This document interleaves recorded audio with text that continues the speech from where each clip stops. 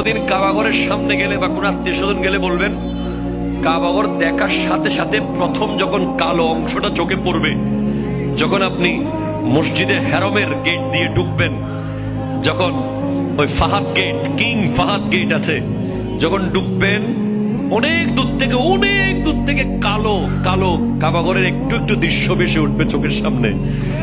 তখন দোয়াটা করবেন, কি দোয়া করবেন কয়টা? যখন কয়টা? একটা দোয়াই কবুল হবে দেখার সাথে সাথে। কাবা ঘর দেখার সাথে সাথে প্রথম যে দোয়াটা করবেন ওটা কবুল করবেন কে? এখন শিখে নেন, অনেক মানুষ জানেন না হিকমত।